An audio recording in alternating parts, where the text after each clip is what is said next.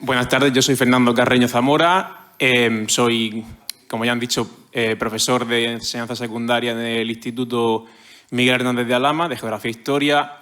También soy miembro de la Red de Educación y Memoria, REDIM, y de Alumbra Lumbre Mazarrón, de la Asociación de Memoria Histórica. Aquí tenemos a Paqui, su presidenta, y estoy muy contento de esta doble militancia que se compatibiliza perfectamente.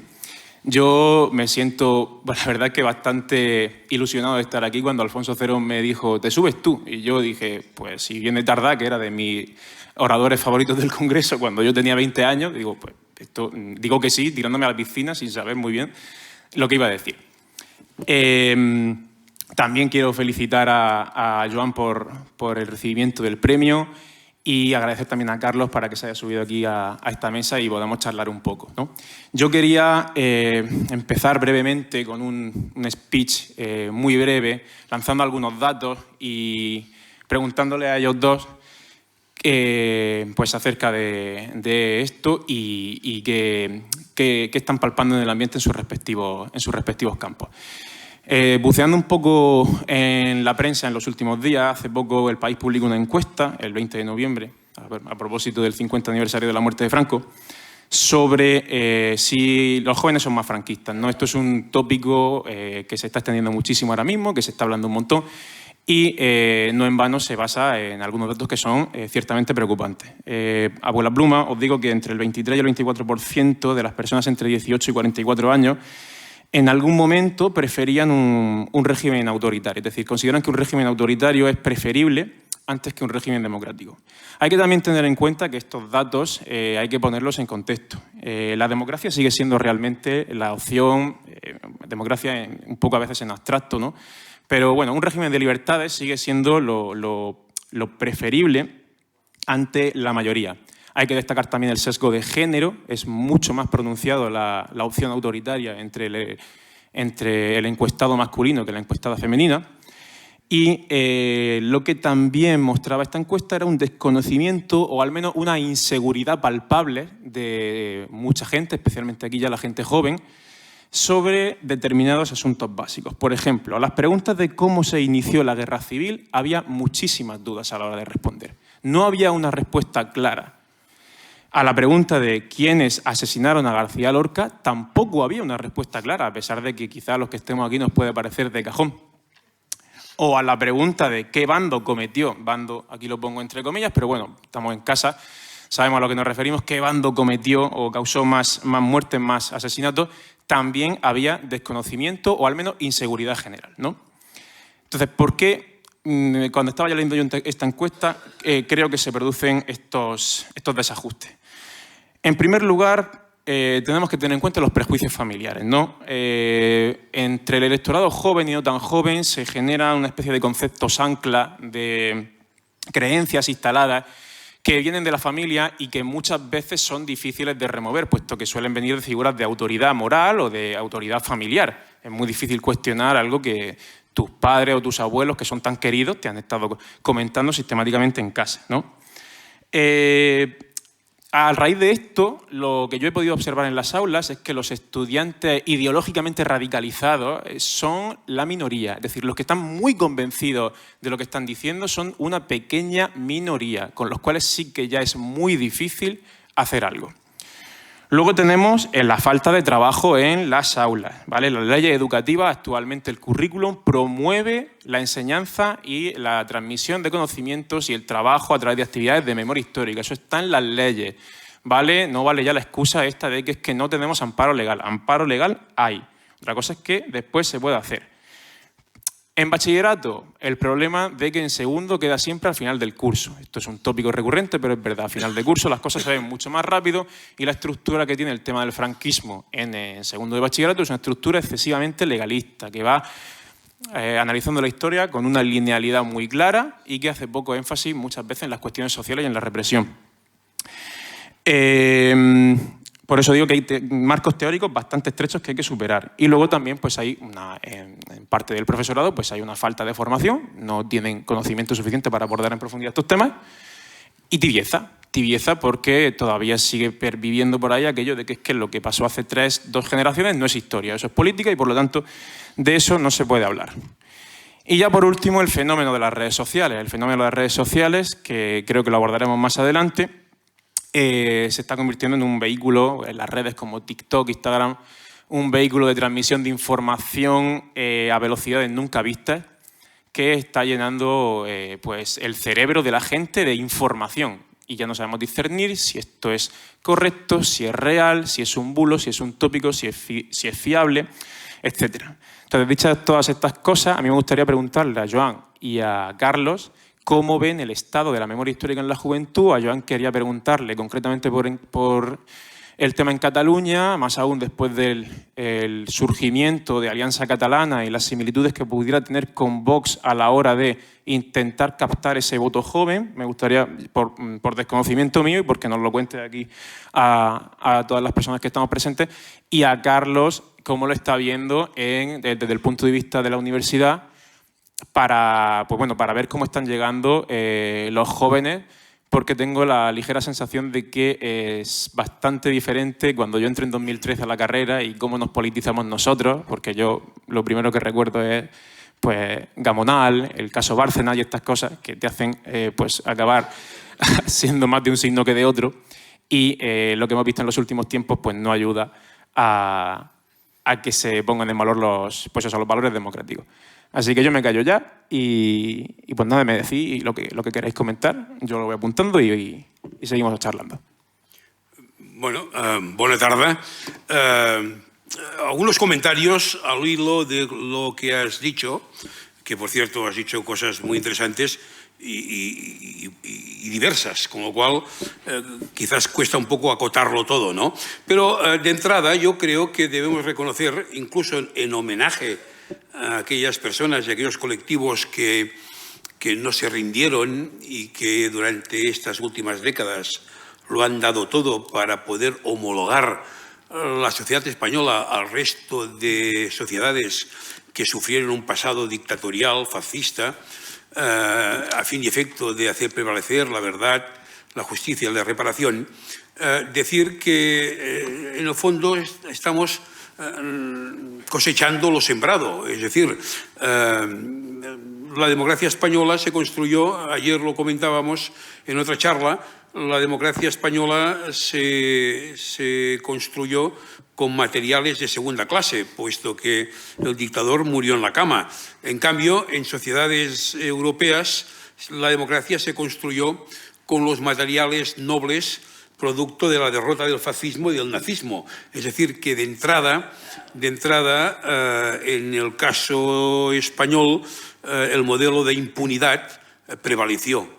Y además, no solamente prevaleció, sino que además se tendió a idealizar la transición.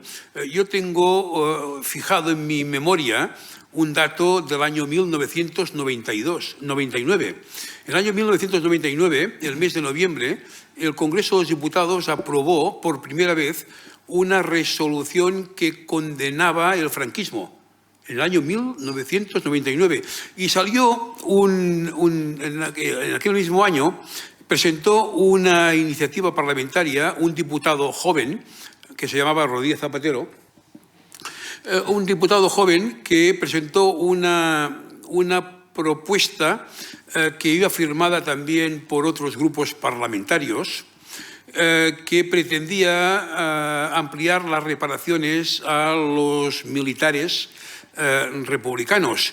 Y la intervención de Rodríguez Zapatero es muy interesante porque dice, Rodríguez Zapatero, dice, con esta iniciativa damos por cerrado y por finiquitado todo el proceso de reparación a las víctimas. Y lo decía Rodríguez Zapatero, que era un hombre joven, que durante la transición no había sido protagonista, que representaba, digamos, una generación de jóvenes socialistas, digamos, no cautivos de las miserias de la transición. Digo esto porque, en principio, empezábamos el siglo XXI así, es decir, que ya se daba por hecho que todo estaba ya reparado y que ya se había hecho justicia y que que ya habíamos culminado el proceso de reconciliación, ¿no? Y el azar de la historia quiso que en el año 2004 la misma persona que había dicho esto el año 99 tuviera que aceptar la condición de los republicanos de que si quería investidura tenía que hacer una ley de memoria. Quiero decir con ello que era de esperar que estuviéramos como estamos, en un proceso de banalización progresiva de los crímenes de lesa humanidad, de los crímenes de guerra, de los crímenes contra la paz, puesto que partíamos de donde partíamos. De hecho, el movimiento memorialista nació en los años 90. Aquí hay personas como Florent Dimas y otros que fueron los que iniciaron en todos los distintos territorios del Estado español, pero iniciaron como si fuera una guerra de guerrillas, ¿no? Es decir, que había un interés por parte del poder de hacer creer que la lucha memorialista era algo de los campus universitarios o cosa de los abuelos, ¿no? Es decir, intentar alejar este déficit de la realidad. De manera que, bien, el proceso era inevitable, es decir, ir banalizando la conquista de la verdad y la reparación e ir imponiendo un relato ficticio, es decir, la teoría de las dos violencias, y intentar asociar sobre todo la reivindicación de la memoria antifascista o de la memoria democrática a revanchismo. Esta es la ecuación que intentaron y que no tenía nada que ver con la modernidad, ¿no? Es decir, la lucha por los derechos de las víctimas era algo que solamente importaba a aquellos sectores de la izquierda que pervivían en el mantenimiento del odio. Esta ha sido la batalla ideológica que la derecha, digamos, pretendía hegemonizarla. Y efectivamente, en el sistema educativo se ha dado la misma actitud que se ha dado en la sociedad. Durante muchos años, diría que ha sido más producto de la militancia de los sectores del profesorado progresista que no de una voluntad institucional. Es más, el proceso se ha ido deteriorando. Por ejemplo, nosotros tenemos casos en un instituto de Sant Andreu de la Barca en donde el solo hecho digamos, de implicarse por parte del profesorado en el contexto social y político de Cataluña durante el proceso les ha comportado penas judiciales, y que incluso hay por parte del profesorado de manera creciente miedo a impartir docencia. Y es cierto que existe, pues, incluso por parte del profesorado, una cierta desazón de no querer meterse en problemas porque por parte de sectores de ciudadanos que hostigan a los claustros. No sé si os ha ocurrido aquí en Murcia, pero sí en Cataluña ha habido casos de sectores políticos que hostigan los contenidos del profesorado, ¿no? De manera que, efectivamente, tengo la impresión que incluso la inspección educativa tiende en algunos casos a no complicarse la vida. Esto nos ha ocurrido también en algunos casos, ¿no? Bien, la verdad sea dicha, la batalla ideológica, sabe mal decirlo así, pero creo que se está perdiendo. y se está perdiendo en los últimos tiempos, tú lo has mencionado antes, por culpa de las redes sociales, ¿no? Bien, ante ello, en Cataluña ahora lo que se ha fomentado mucho es la presencia de víctimas en los institutos. Ya habíamos empezado años atrás con la Michael Mahausen, cuando todavía había supervivientes de los campos de exterminio, que hicieron una gran labor yendo por los institutos y proyectando aquel documental de Alain Resnais, de la Noche y Niebla, y después pues toda la asociación de personas expresas políticas. Bien, es una acción muy fructífera, porque los chavales, cuando tienen delante el protagonista de la represión, pues prevalece el testimonio y la emoción, ¿no? Y decaen estas mentiras de TikTok, ¿no? Pero esto es una labor que debería tener, digamos, un apoyo institucional mayor. No digo que la Administración no lo impida, pero, digamos, se tendría que fomentar de manera más intensa. Bien, como siempre, todo acaba siendo una cuestión de militancia.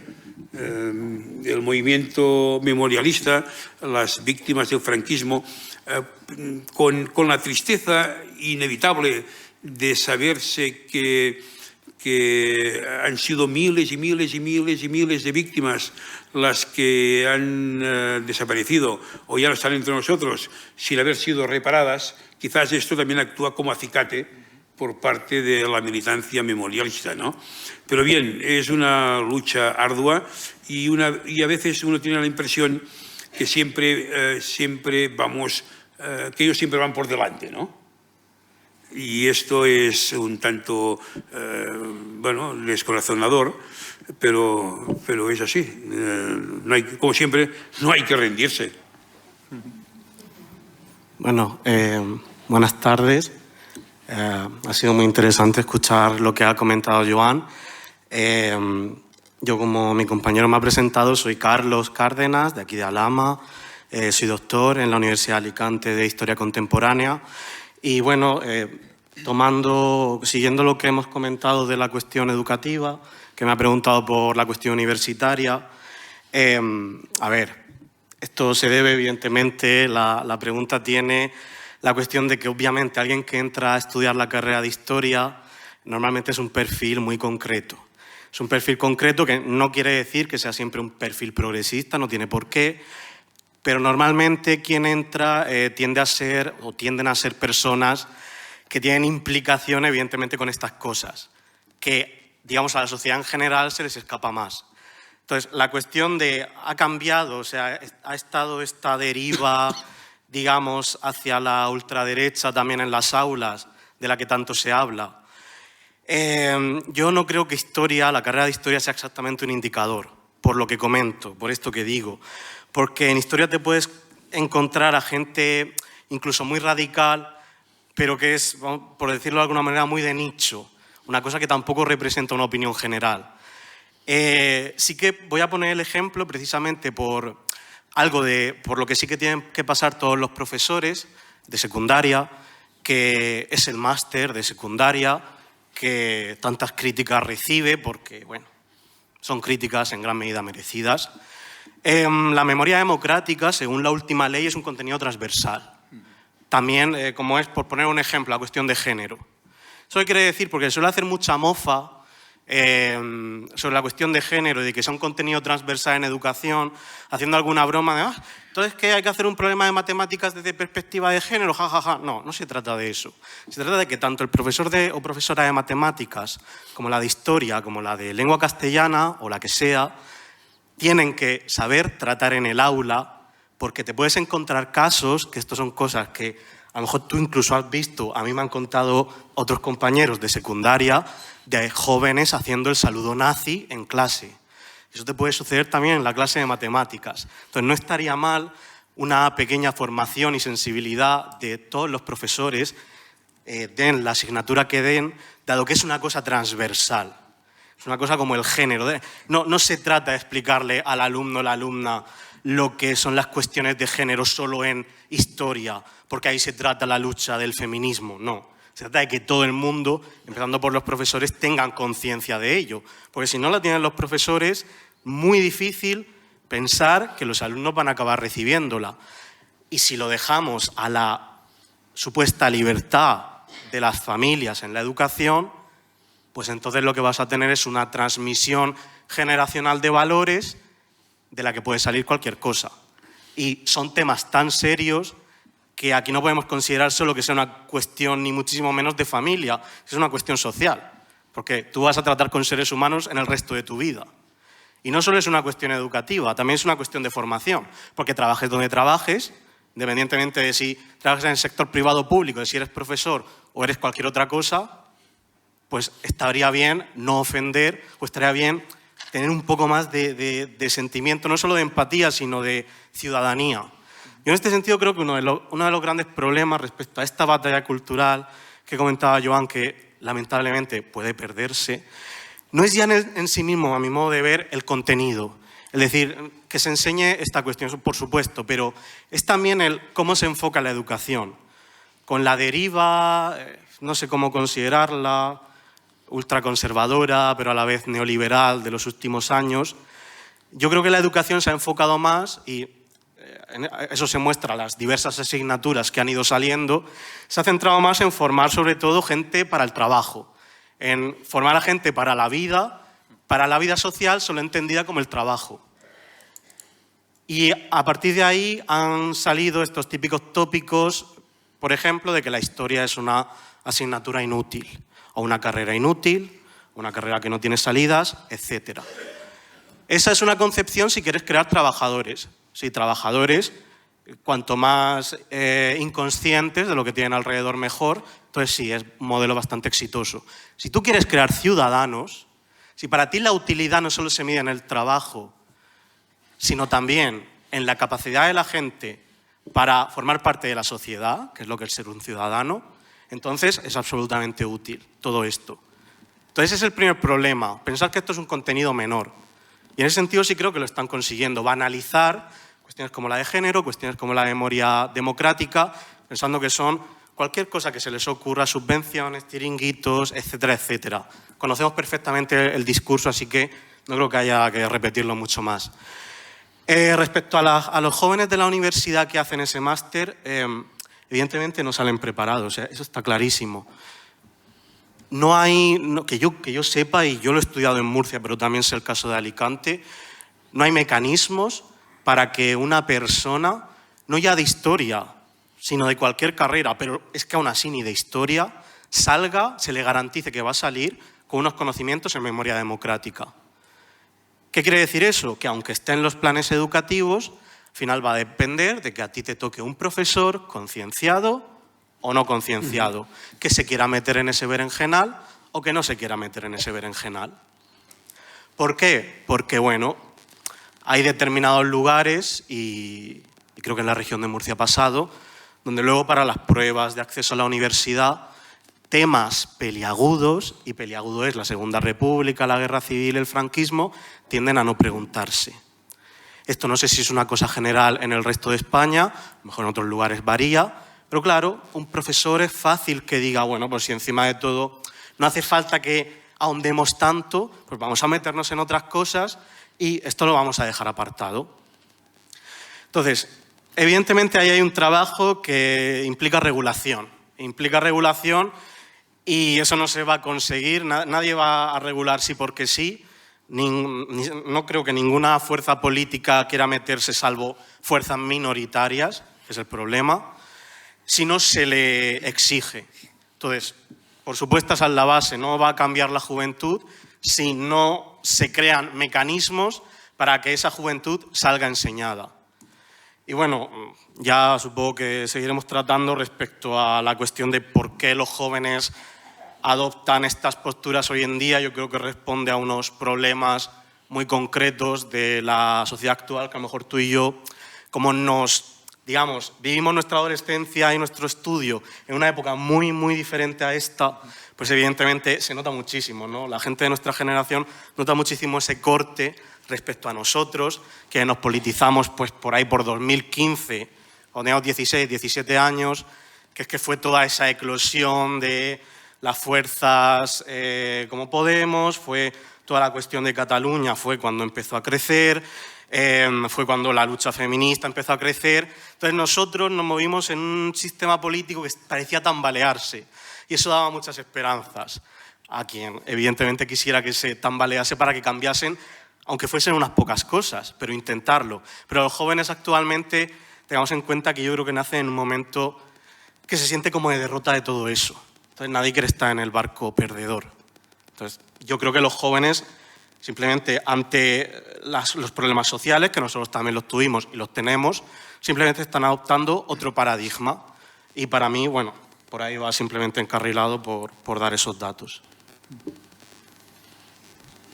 Qué buenas intervenciones las dos. La verdad es que he tomado un montonazo de notas y o sea, no va a poder ser posible tratarlas todas.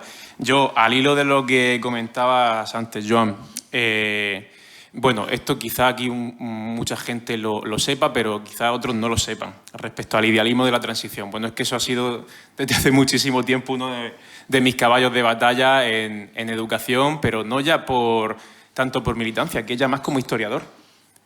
Por favor, vamos a las fuentes y no vamos solo a la transmisión de una visión del pasado que han dado las élites y ciertos medios de comunicación.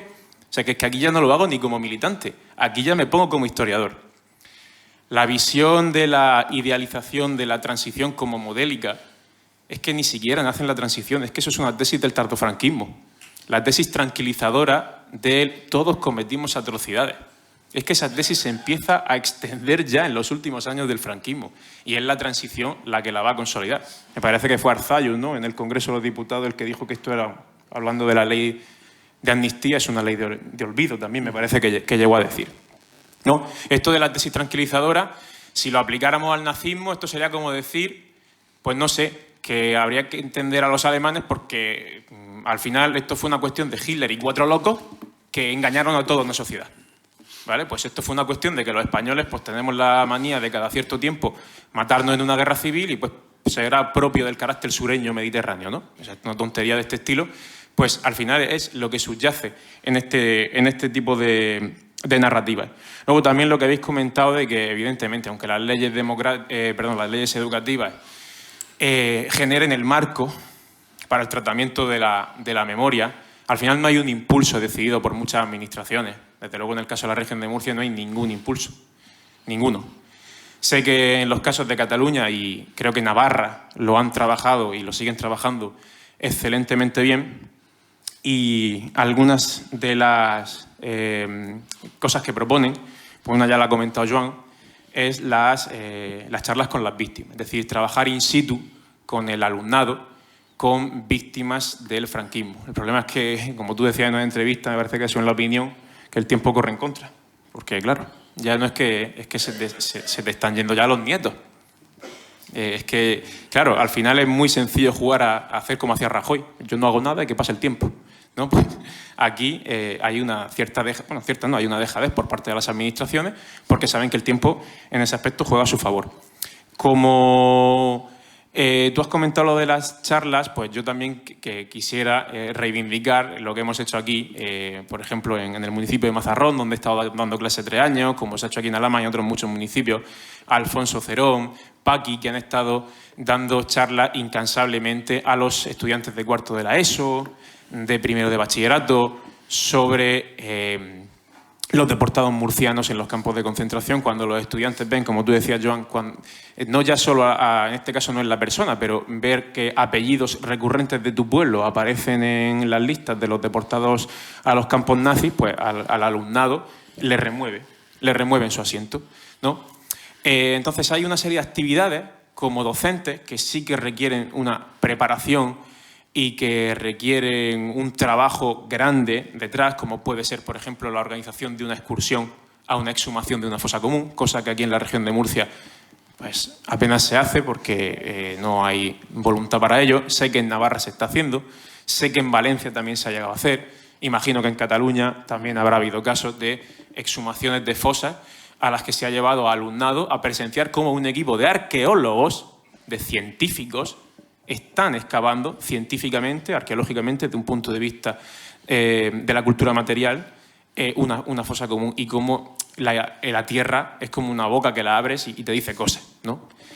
Leía un artículo de hace unos meses de Juan Miguel Barquero, que es un periodista que está especializado en memoria histórica, trabaja en el diario.es en Andalucía, y ponía precisamente el ejemplo de estos grupos de estudiantes que, gracias a profesores que se implican en el asunto, pues los llevan a espacios, lugares de memoria, presencian una exhumación in situ, consiguen traer a alguna víctima del franquismo.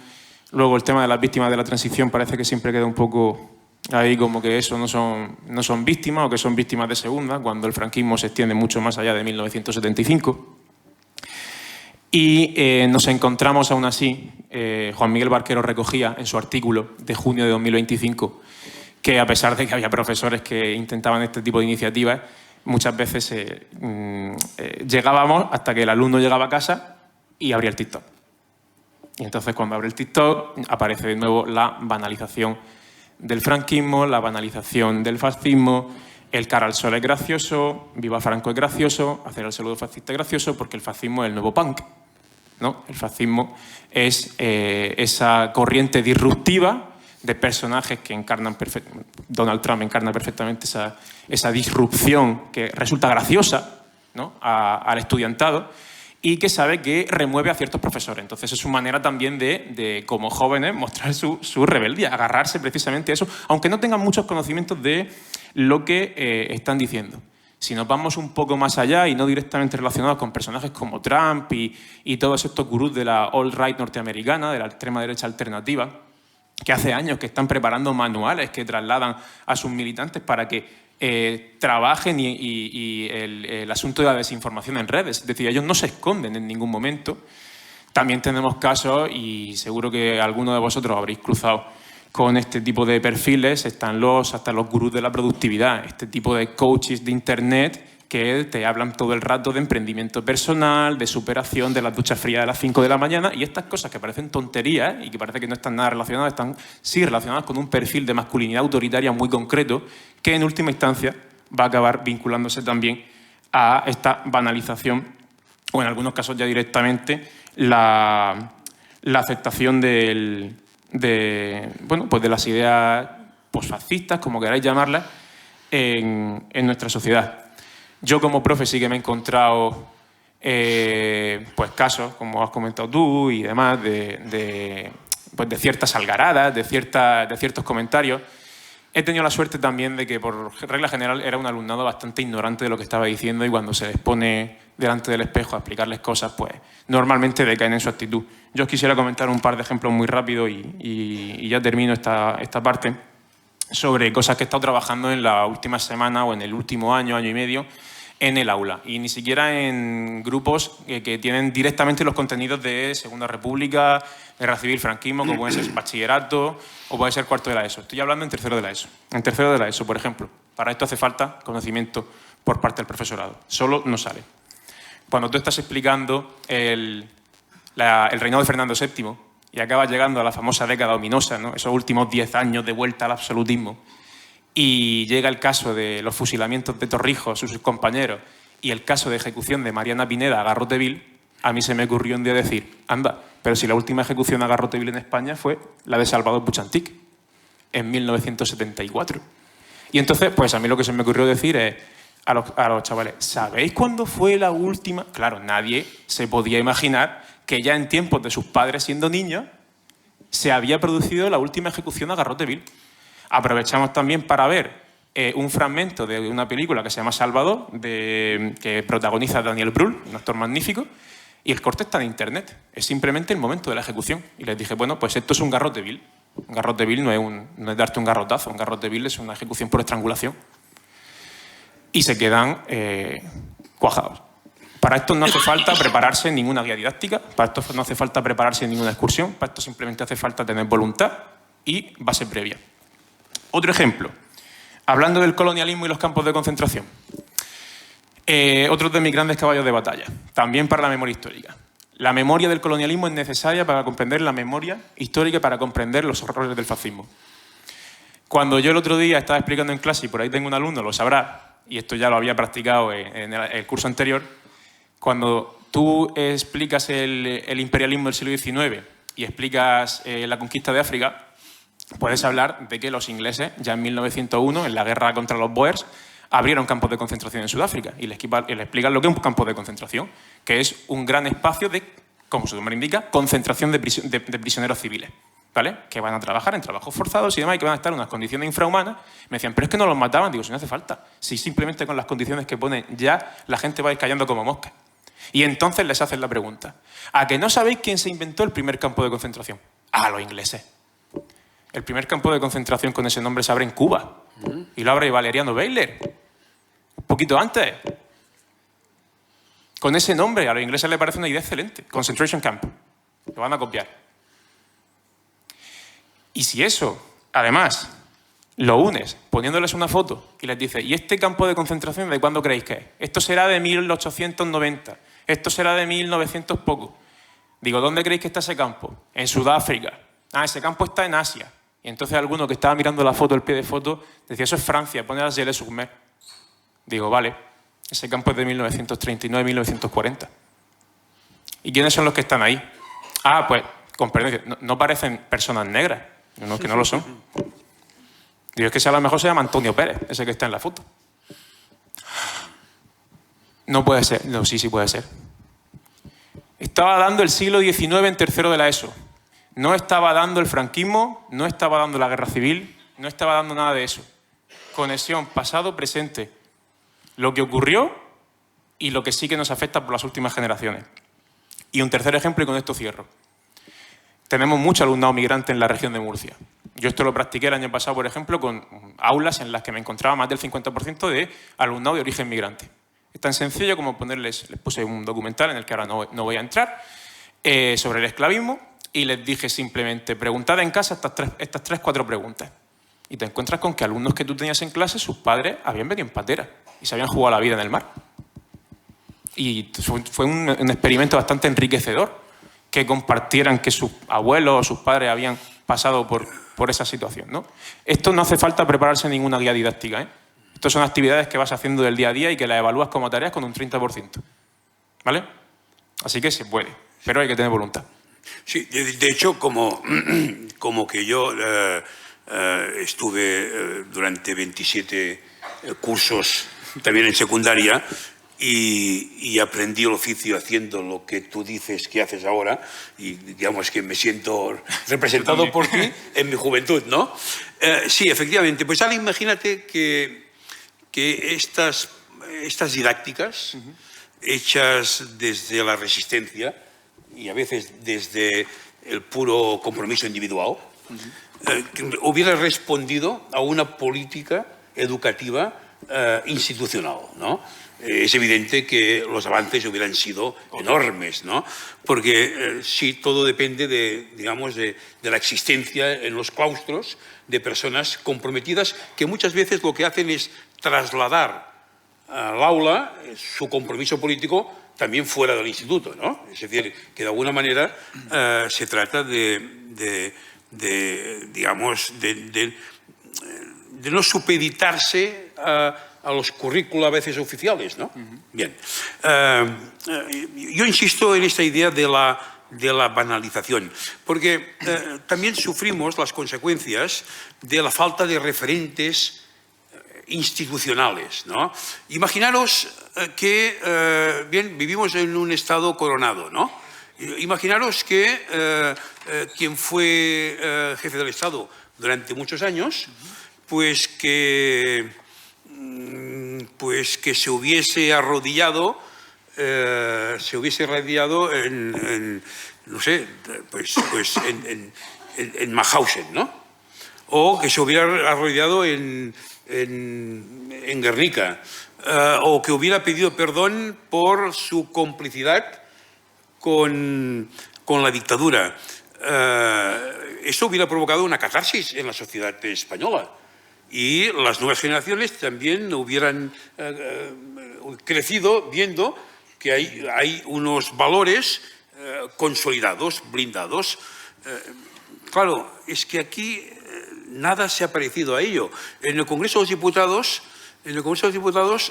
hay una sala donde se hacen leyes democráticas que llevan el nombre de Manuel Fraga Iribarne, una persona que cuando asesinaron a Grimau era ministro, y cuando los asesinatos de Gasteiz también era ministro, ¿no? Sería impensable que en el Bundestag alemán hubiera una sala dedicada a un jerarca del nacionalsocialismo. Y el ministro Bono, una vez siendo ministro de Defensa, hizo desfilar conjuntamente a un miembro de la 9 que entraron en París con Leclerc al lado de un expedicionario de la División Azul. Y esto se normalizó. Y casos como este podríamos mencionar muchos otros, ¿no? De manera que, digamos, se ha ido consolidando en el tiempo que no había, perdonar quizás mi exceso de coloquialismo, que no había buenos y malos.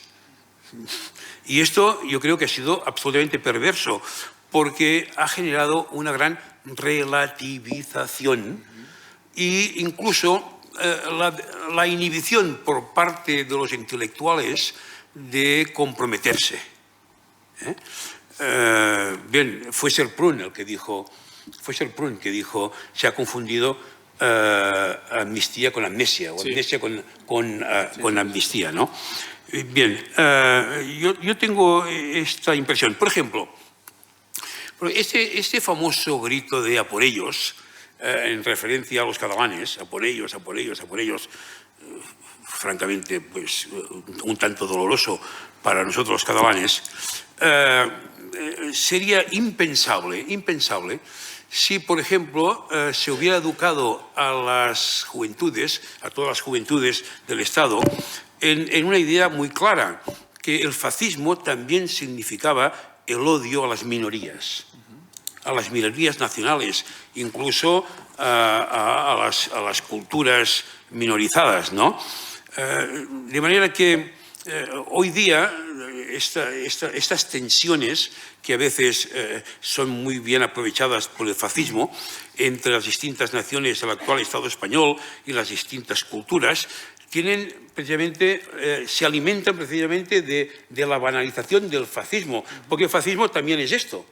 Es decir, es odio a lo diferente, odio a lo extraño, que luego tiene la connotación racial, etcétera, etcétera, ¿no?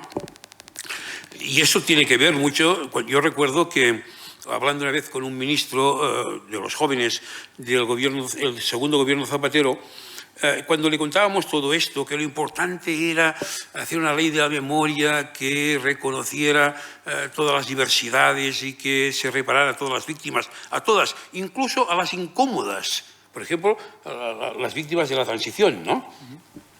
Y que era importante el tema de explicar la asociación que hay entre fascismo y españolismo, ¿no?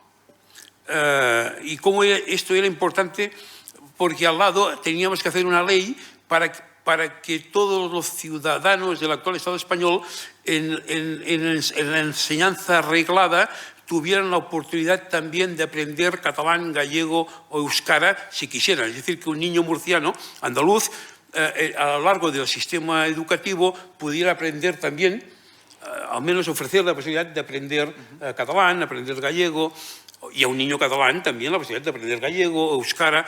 Es decir, bien, que esto era justamente poner en valor los valores también de las comunidades, ¿no?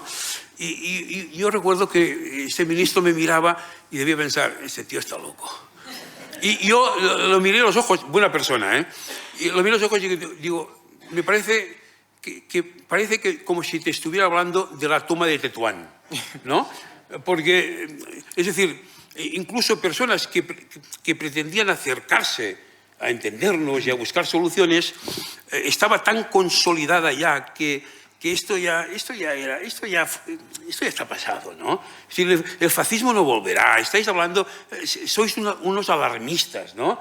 Al revés, esto no. Al final, cuando han venido este tsunami reaccionario, nos ha cogido, no sé cómo se dice, en catalán decimos, hay una expresión muy popular, digo, hemos pixats el ventre, ¿no? Es decir, nos ha cogido a todos... con el pie cambiado. Sí, con el pie cambiado, sí.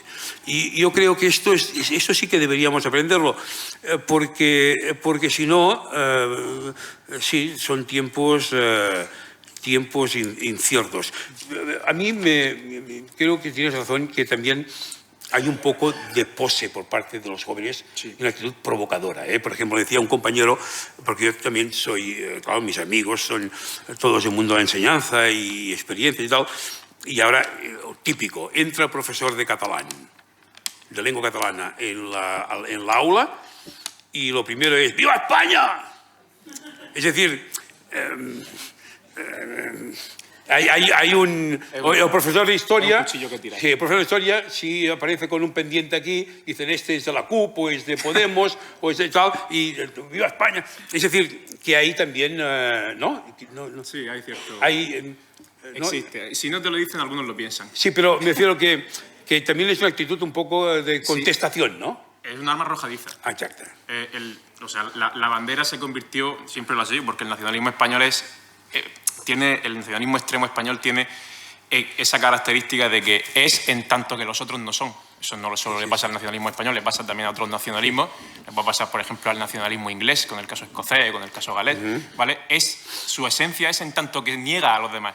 En este caso, niega a sus minorías nacionales.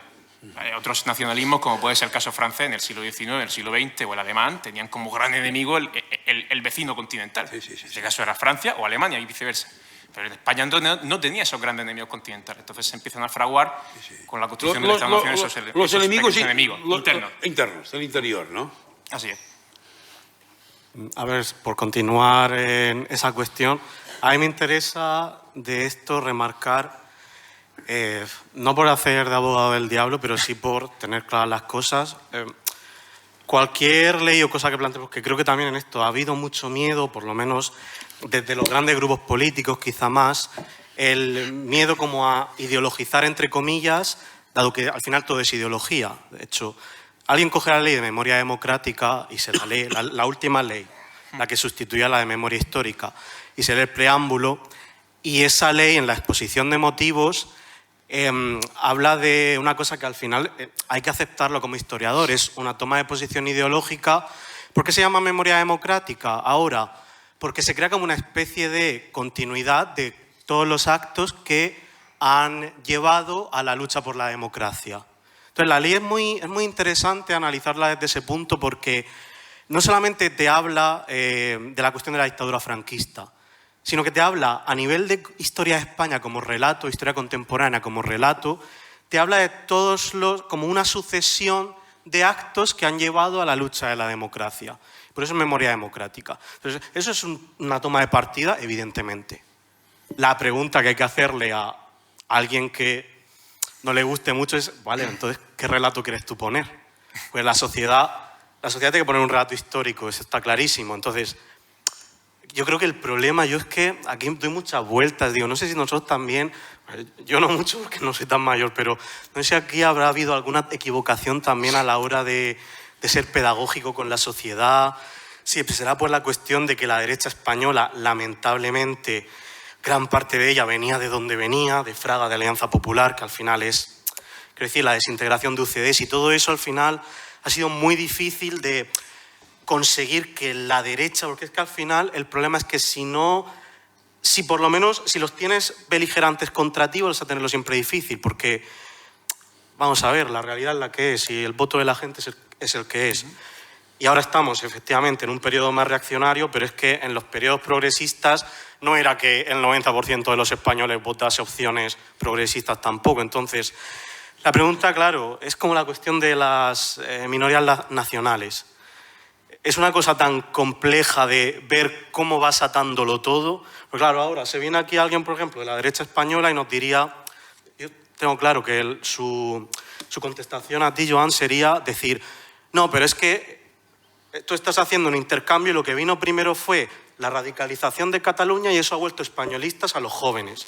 Entonces, porque ese es el relato que utiliza, que vamos, sí. Como te ha dicho mi compañero Antonio antes, las redes sociales de Alhama estos días han eclosionado. Es que hay un comentario de las redes en el este de Joan Tardá que estaba colgado, decía, ¿a que no vais a hablar de Paracuellos? Digo, a ver, este es el problema también de los historiadores. ¿Cómo decirles, primero una cosa, que las víctimas del bando republicano, aparte de ser inflados los números por el franquismo, fueron desde el minuto 1 y, por supuesto, desde la memoria histórica franquista, porque el franquismo tuvo una memoria histórica muy larga, fueron condecoradas. Y dices, vale, pero fuera de ello, vale, si es que los historiadores lo estudian. Yo no sé si alguien se piensa, es que un arqueólogo abre una tumba y si ve uno del bando sublevado lo entierra otra vez. No. Historiadores progresistas, claro que han estudiado Paracuellos y otras matanzas en el bando republicano. Pero es que la realidad conjunta es la que es. Si los números objetivos, si todas las leyes, si toda la política, si la causa general del franquismo, que está ahí, porque la hicieron ellos y la puedes consultar cualquiera, dice que los números son los que son, es que ahí, ¿qué más vas a decir? Es que la argumentación se detiene en ese mismo momento. Entonces, también es un problema, creo que de que efectivamente la actividad histórica ha sido una actividad intelectual. Sí, los historiadores han podido hacerlo, se ha podido estudiar todo esto. Alguna subvención hasta se ha dado, en algunos periodos la cortan, en otros las dan, pero se han dado. Pero esto no ha llegado a la sociedad, no ha llegado de manera general a la sociedad, ha sido una cuestión completamente ajena. Entonces, eso me interesa por la cuestión del mito de la transición. La transición es un mito, efectivamente, es un mito histórico, pero es que el programa educativo de este país, gobernado por la izquierda, considerémoslo centro-izquierda, durante la mayoría de sus años, ha sido este. Hubo ahí, desde los años 80 hasta los años 90, periodos en los que pudo empezarse a hacer algo, y no se empezó. El currículum educativo se mantuvo ese relato de la transición, que yo lo entiendo, no quiero juzgar a nadie, entiendo perfectamente y no juzgo si la transición fue mejor o peor, se pudieron hacer mejor o peor las cosas, se jugó con lo que había probablemente, ya está. Evidentemente tenemos que ser críticos en los momentos actuales. A lo mejor mi opinión difiere de la de una persona más mayor que pudo llegar a vivir el periodo. Pero es que han pasado muchas décadas. Han pasado muchas décadas para que el relato de la historia de España sea todos los españoles nos reconciliamos y de repente nos volvimos demócratas.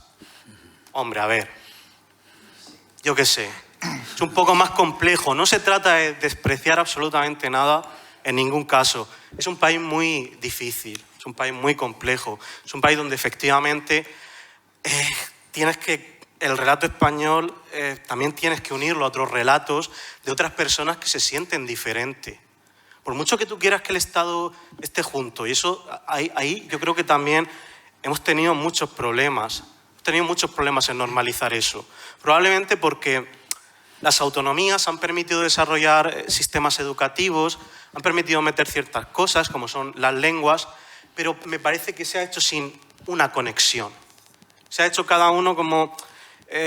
para mí ha faltado eso, para mí ha faltado esa conexión, para mí ha faltado el que ahora tengamos, por ejemplo, un profesor y diputado catalán aquí hablando en Murcia, se ha despertado una polémica simplemente por su partido político. Cuando te puedes estar de acuerdo o no, no creo que Joan Tardá tenga ningún problema en debatir con cualquier persona mientras sea un debate respetuoso. De hecho, probablemente tenemos muchas cosas que no tengamos en común respecto a cuestiones nacionales, pero es que ¿cuándo se ha abierto esto? ¿Cuándo se ha podido debatir? Entonces, ¿cómo puede una persona actual? Es una trampa que a mí me molesta mucho. Decir, no, es que todo esto es respuesta al feminismo que se volvió muy radical, a lo de Cataluña que se volvió muy radical, a los inmigrantes que de repente hay muchísimos en España. Perdona, las cosas no suceden de manera espontánea. Lo que pasa es que en este país yo creo que han faltado debates muy importantes que en gobiernos conservadores, pero lamentablemente también, y aquí es la parte que digo que debemos reflexionar nosotros, también en momentos progresistas, quizás no se han abordado porque se ha pensado que no era el momento. Y ahora estamos en un momento en el cual tenemos que abordarlos, pero porque si no se nos comen. Y no es un momento agradable verlo así. Entonces, las labores de los profesores son primordiales, pero yo creo que todas las personas que se considere progresista en España también tiene que hacer, creo que un poco de reflexión de, quizás llegamos un poco tarde, pero vamos a hablar de temas que hasta entonces no se habían hablado, porque si no normalizamos el hablar de estos temas, nos vamos a quedar aquí, nos vamos a ir todos muy contentos, pero en las redes sociales van a leer pues, todas las cosas que yo he leído y que los de Alhama hemos leído estos días. Es una cosa muy desalentadora, entonces algo que tenemos que hacer también nosotros. Sí, muy bien. Oye, es que me ha venido a la cabeza una anécdota que me contaba la Bordeta. Decía que que en su pueblo o en un pueblo de Aragón se encontró una persona que había caído herida en el bando republicano. Y en el pueblo había otros que habían caído también heridos en el bando nacional.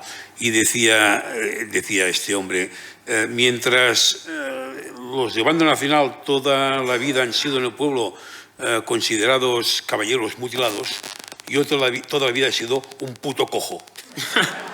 ¿No? Y bueno, y fue así. Y fue así. Y con la tristeza o la amargura durante años y años, y eso se transmitió a veces a través del silencio dentro de todas las familias, y cosas mucho más graves que ir cojeando toda la vida, ¿no? De manera que esta es la realidad. Pero fíjate las complicidades de los... porque el nacionalismo catalán, por ejemplo, Pujol, como el nacionalismo vasco, PNV, también fueron padres fundacionales del régimen del 78, porque el régimen del 78 se basa precisamente en esto, en el pacto entre franquistas y demócratas, y de entre los demócratas también los nacionalistas catalanes y vascos, ¿no? Hasta el extremo que hasta el año 2004, cuando llegó otra vez un grupo republicano al Congreso de los Diputados, que no había estado presente desde las Cortes Republicanas, hasta que Esquerra Republicana no alcanzó un grupo parlamentario en el 2004, ningún partido catalán, es decir, Convergencia, que además en aquella época incluso había sido en algún momento determinante para conformar gobiernos de derecha o de izquierda, ningún grupo parlamentario catalán había presentado una iniciativa a fin y efecto que el Estado español declarara nula e ilegal la sentencia al presidente Lluís Companys. Es decir, hubo un pacto tácito, no firmado, no hacía falta firmar ningún papel, para que todo quedara ya de una vez por todas enterrado, ¿no? Es decir, esta fue una realidad. Es más, ¿os acordáis de un político que se llamaba Duran y Lleida? ¿No? Sí, vale, mejor no recordarlo mucho, pero bueno. Duran y Lleida formaba parte de un partido que se llamaba Unió Democràtica de Cataluña, que un partido demócrata cristiano, que a pesar de ser demócrata cristiano estuvo con el Frente Popular, un caso singular para estudiar y aplaudir. Y su fundador, Carrasco Formiguera, fue fusilado en Burgos. Cuando nosotros en el año 2004, el mes de octubre, presentamos la primera iniciativa respecto a Lluís Companys, y que fue aprobada porque el PSOE nos votó a favor, al cabo de 3 semanas, supongo que muerto de vergüenza, Duran y Lleida presentó también una iniciativa para que también el gobierno español declarara nula la sentencia del fundador de su partido. Es decir, que posiblemente no lo hubiera hecho. Digo esto porque esta es la realidad, la idealización de la transición. Claro, y cuando hablabas, yo recuerdo que todavía tuve la oportunidad de tener una buena relación con Carrillo en Madrid, cuando ya era los últimos años de su vida, y él, que era una persona, digamos, muy interesante de escuchar, también era muy consciente que que todo aquello que tuvo que hacerse de sacrificio, por ejemplo, aceptar el Partido Comunista, el Comité Central del Partido Comunista, aceptar la presencia de la bandera monárquica y poner la bandera republicana en el desván, ¿no? Es decir, todo lo que no pudo hacerse durante la transición en aquellos años, sí que hubiera sido posible, como mínimo, revisar un tanto de aquellos déficits en la década de los 90, cuando ya no había ningún peligro de involución, ¿no? Ay, perdona, y Joan, esto es lo que realmente, yo creo que esto es lo realmente... Nos están diciendo que tenemos que ir aligerando, pero... Yo creo que esto sí que fue algo que cuesta de digerir, ¿no? Sí, bastante. Sí, pues nada, pues por ir cerrando, yo voy a recoger el guante de dos cosas que habéis dicho. Cuando tú has mencionado, Carlos, la causa general, que fue el gran proceso de legitimación del franquismo, creo que llegó a cifrar en 80.000 las víctimas en la retaguardia republicana. A Franco le parecieron pocas y estaban las cifras infladas. O sea que ni siquiera le valió eso, ¿no? Y lo que no hay que tener es ningún miedo, por supuesto, como profesores de historia, a abordar los procesos traumáticos y los procesos de violencia política a lo largo de la historia, con alumnos de universidad y con alumnos de secundaria. Es que qué problema hay en decir que la violencia que se produce en la retaguardia republicana se concentra en 3-4 meses, que tiene una direccionalidad clarísima abajo, arriba y que se ceba con grupos concretos, y que una vez se puso bajo control de las autoridades, esa violencia cesó y pasó a los tribunales. Fue así. Vale, correcto. Pero es que parece que eso, no, eso se tiene que decir, ya está. Es que como ha dicho Carlos, cuando un arqueólogo está excavando, por ejemplo, los compañeros de Arqueoantro que trabajan en Valencia y en el frente de, no sé si está en el frente de Aragón, está en Castellón por lo menos, en Castellón seguro que están. Cuando van a una trinchera franquista, esconden los restos de un soldado del ejército sublevado. Pero eso, ¿quién se le puede pasar eso por la cabeza? ¿No? Eso, pues, por un lado. Y por otro, por ir terminando con lo que tú comentabas de la banalización, y yo voy a cerrar aquí mi intervención y haciendo una apelación a si hay aquí algún chaval, alguna chavala joven que seguramente en redes sociales se está cruzando en los últimos tiempos con ciertas cosas. Mirad, lo que os encontráis en TikTok, lo que os encontráis muchas veces en los reels de Instagram, que son estas, ahora con la IA es que se hace todo súper rápido. Estos vídeos, montajes de Franco haciendo regates como si fuera Cristiano Ronaldo, parecen estas tonterías, de verdad, que llegan a hacer hasta gracia. Claro, porque no te vas a reír a Franco haciendo regates en un campo de fútbol. Franco cocinando. Todo este tipo de banalización es una estrategia orquestada de la extrema derecha norteamericana que lleva realizándose años, que no es casual que te lo estén poniendo.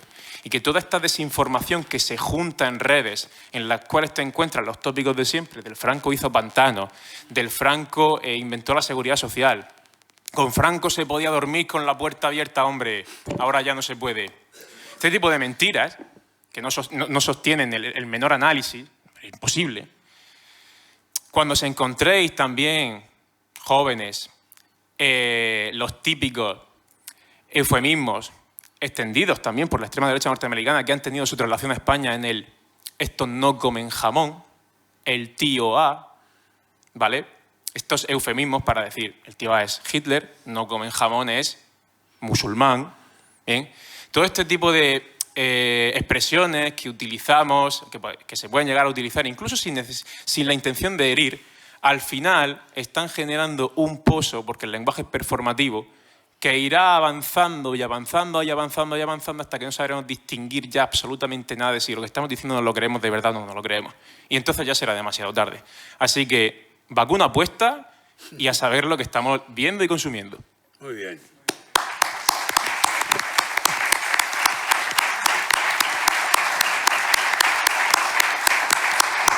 Y si queréis cerrar rapidito, yo creo que da tiempo. Carlos, si quieres... No, simplemente recogiendo exactamente lo que has dicho.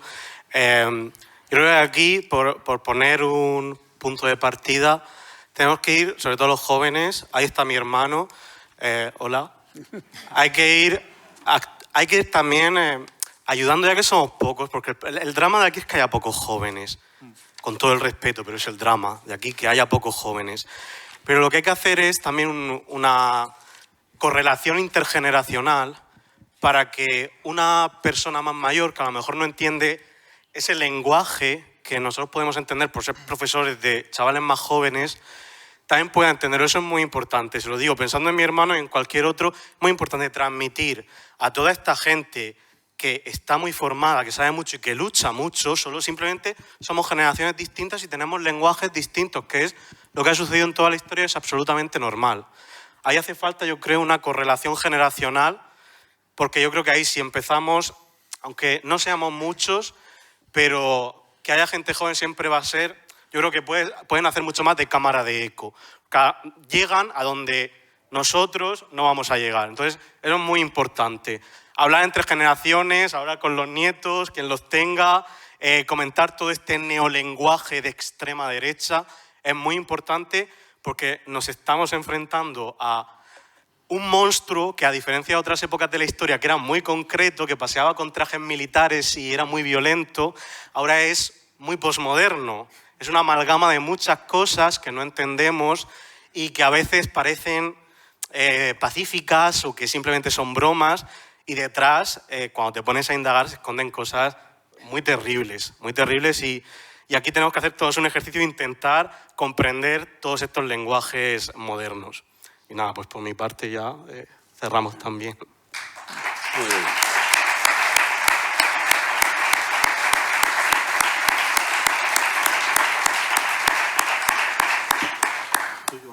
Bueno, no, solamente... yo solamente tengo una incertidumbre que me corroe, que es que tengo la impresión que la historia se ha acelerado mucho, que todo va muy deprisa. Y quizás porque sois jóvenes, quizás no lo percibís tanto como a nivel de impotencia como la puede percibir una persona con ya 72 tacos como yo, ¿no? Tengo la impresión que la variable tiempo y la variable urgencias, además del ataque global, absolutamente global, creo que añade un plus de dificultades. Y esto es lo que a mí un tanto me descoloca, pero bueno, digamos que tengo la impresión que el enemigo cada vez es más fuerte.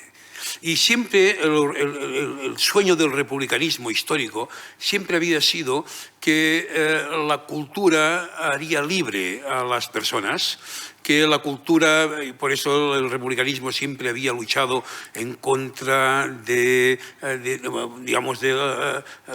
sueño de alfabetizar el pueblo, acabar con el caciquismo, acabar con la opresión de las religiones. Bien, es decir, hacer libre el ciudadano a partir de la cultura. Bien, nunca habíamos tenido tanta, nunca habíamos sido capaces de socializar la cultura como ahora, nunca la clase obrera, las clases populares había accedido como ahora a los conocimientos tecnológicos y culturales y en cambio parece como si nunca atrapamos la historia, ¿no? Bien, no sé, supongo que va a falta poner mayor empeño, pero digamos que el enemigo cada vez es más fuerte, esto es así, ¿no? Y bueno, el maldito capitalismo y el maldito dinero, ¿no? Normal que no hemos entrado ahí. Ya, no, me refiero que un poco la sensación esta, ¿no? De que sí, la capacidad de manipular cada vez es más... No, pero a raíz de lo que dices, yo he hecho preguntas a los jóvenes en mis clases de ¿vosotros creéis que vaya a vivir mejor que vuestros padres? La respuesta unánimemente es no. No, porque este sistema no les da ningún tipo de certeza. De ahí la idealización del pasado, búsqueda de pasados románticos que en este caso ya no se van a la transición, se van al franquismo, etc. Y eso es una deficiencia, sí, de la democracia capitalista en la que vivimos. Sí, sí. Está. Pero tendrían que ir a la fuente de cuál es la causa claro, del mismo sistema capitalista, ¿no? Pero bien, vale, eso sí, es para otra charla. Sí.